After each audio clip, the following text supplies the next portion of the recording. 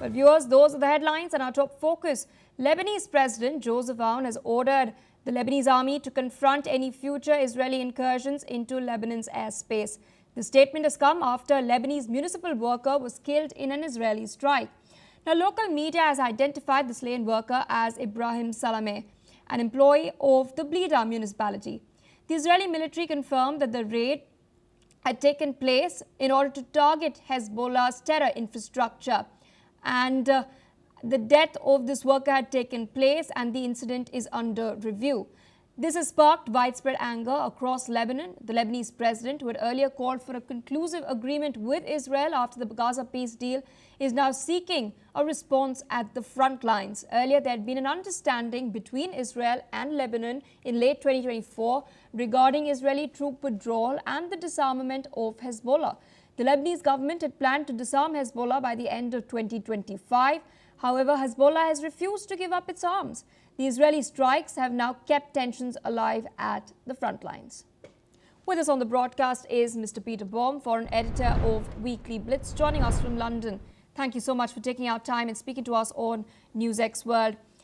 Yet another tragedy. This time, a municipal worker has lost their lives in the fresh raid that Israel claims was to target Hezbollah's terror infrastructure. As I've mentioned, this fragile peace along the Israel-Lebanon border has been in hold since November 2024 when the ceasefire was put in place. But despite that, we're seeing that the ceasefire terms have not been met. Israel has not completely withdrawn. Hezbollah has not given up its arms either. What do you think should both countries now take recourse to? Yes, good morning, and thank you again for having me on your esteemed programme. There's a lot of stories that can all combine onto this one particular issue, which is the unfortunate death of this Lebanese municipal worker. Now, normally, when such an event happens, I can assure you the anti-Israeli media, especially the BBC, would be all over this story. And I've looked and looked and looked again before coming onto your programme, and there is not one reference yet to this story, whereas Al Jazeera in the Arab press is virtually having its headlines on. And why? It's a tragic accident that has happened, but in no way will it stop the influence of the United States and their Tom Barak, their diplomat to Lebanon.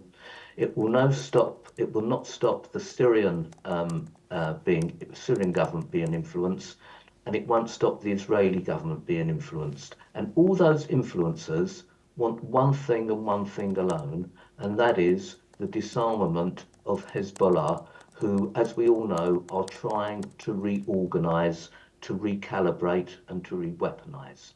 Now, Joseph Aoun, the president of Lebanon, had absolutely no choice but to come out with a statement such as he did, because he is responsible for all Lebanese, whether they be Shia, whether they be Sunni, whether they be Christian, whether they be Druze. And it's absolutely obvious when a Lebanese civilian gets killed by another player, such as Israel, he has to come up and make a statement, and a strong statement, as he has done. That's his skill as an astute diplomat and politician.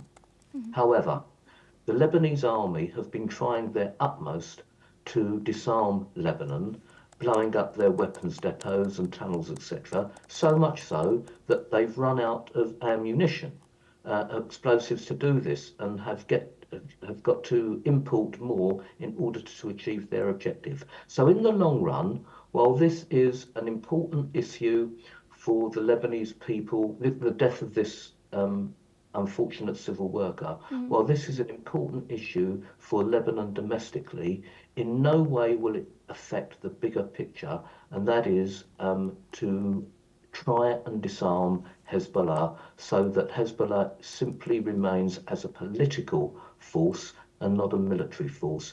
And Mr. Aoun's statement was expected, it was proper, it was right, but in the long run, I don't see it harming Lebanese-Israel relations, despite the fact that Mr. Aoun has said that Lebanon will confront the Israeli military. They won't. They don't have the will or the firepower to, and actually it's in their interests not to. What is in their interest is to see a weakened Hezbollah. Indeed, sir, I request you to stay on with us as we're tracking some more updates at this time from Gaza. Now,